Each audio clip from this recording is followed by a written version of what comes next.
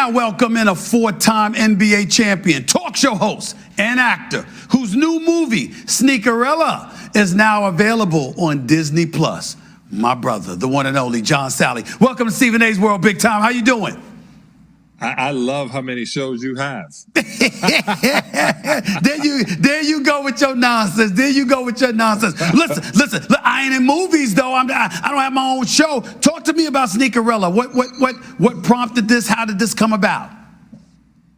I literally, when they had me audition, I didn't want anybody to know, and they talked about a sneakerhead, and they talked about an ex-ball player owning his own sneaker brand, which I did in 1990. So I literally decided this is going to be like my movie. And I said to everybody once I came home, it was a really good movie, and everybody's finding out. You got to check it out. What when you think about this yourself, just viewing yourself and what you have done in your career, speak about how important acting has been to you, how important your association to Hollywood has been to you. This is something that you've always envisioned for many, many years. Yeah, I wanted to be an actor since I was a young boy, and I wanted to be a rapper. And my brother said to me, there are no 7-foot rappers. And once you play, you should be able to do whatever you want. I was a big fan of O.J. Simpson, The Hammer, Kareem, but I wanted to do it. I wanted to do dramas, and I really wanted to do a musical. So my blessing came where I got to do a musical. The first time I got to perform on stage as rapping, and I'm glad they didn't get the singing part in there, but I wanted to do it. And I always thought, when you get to Hollywood, you got to be a triple threat. You got to be able to sing, dance, and act. So I at least got 2 of them. Yeah, I feel you on that. I don't know which 2 you talking about. I don't know about the singing and dancing, but I know you can act. Disney's a happy place. Disney's Mickey Mouse. And when you talk about you having a show on Disney Plus, John Salley, I think it's safe to say, no shade whatsoever, but John Salley, when you think John Salley, you don't think Disney. You don't think Mickey Mouse. You know what I'm saying? So how does it feel to be? How does it feel to be a part of Mickey Mouse? How does it feel to be a part of Disney? I love, when I first came to Hollywood in 1996 after winning the championship with the Bulls, that summer I shot my pilot for Buena Vista. And I got pretty far, and then there was a massive shakeup, and they decided to go with the Magic Johnson show. And I was 32, so I was pissed, depressed, already depressed from not playing basketball.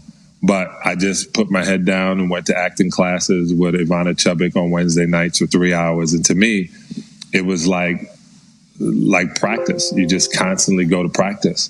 And I've been putting that time in for 16 years to get to the point where I can do a Disney movie. And God willing, more Disney movies and more movies to follow. Well, I got a little secret for you. You will be doing more in the future, but we'll get into that another time.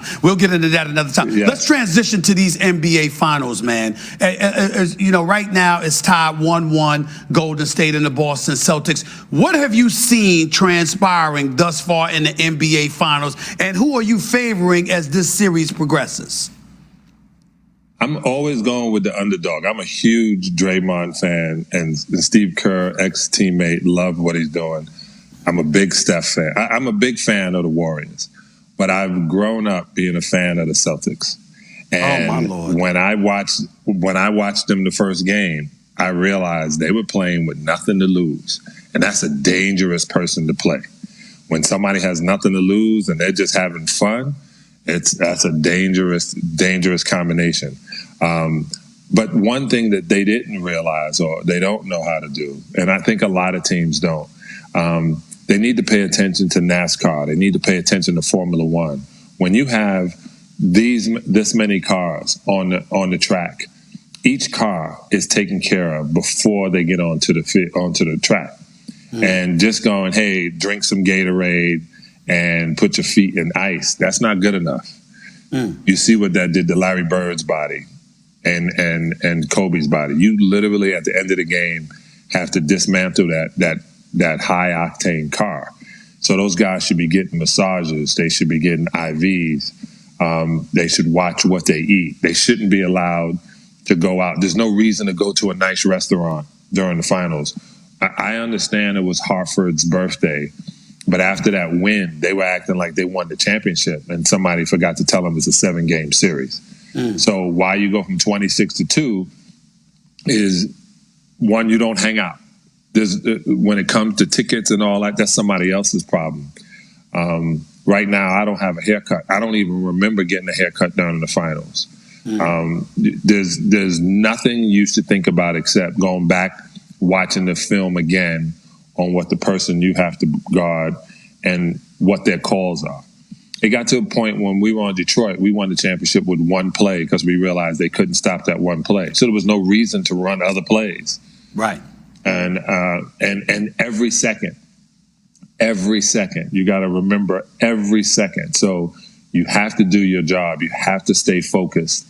And it was a trip because I listened to you the other night, and you were right. Like Klay Thompson, them keeping them out there just to get some reps, that was great. But I think when the Warriors switched up their rotation, when Poole all of a sudden had to give up 12 minutes, that cost them the first game. So you have to stay with your 8 or 7, and the other 7 guys have to just be ready to come in the game. Right. Let me transition to Draymond Green for a quick second. You know, Draymond grew up in Saginaw, Michigan, and played at Michigan State under Tom Izzo. So you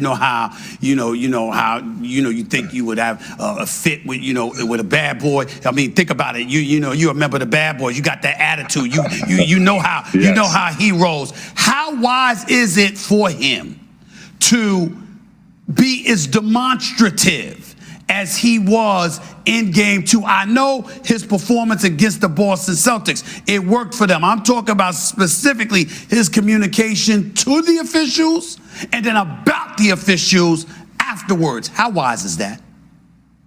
I don't think it's wise ever to speak about an official. That's to me, they're more sensitive than a young player.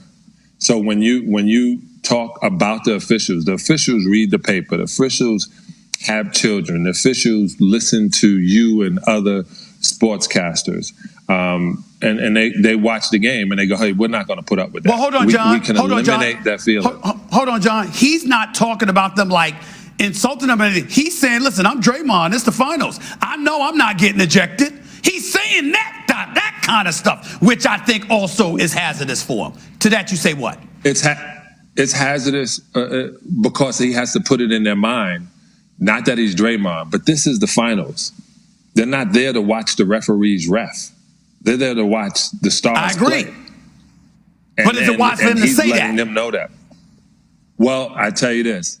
Him putting it out there, if the referees seem to pick on him and not everyone else, they now put them on the spot. So they're on the spot. They're very much paying attention to the game, which will help him. And the reason it will help him is because now they're not thinking about what they think about. He has everybody on his track. Let me tell you, I played with a guy named Bill Laimbeer, and Bill used to say, put all the pressure on my back when it comes to the smack talking and the referees and everything, and you guys just play.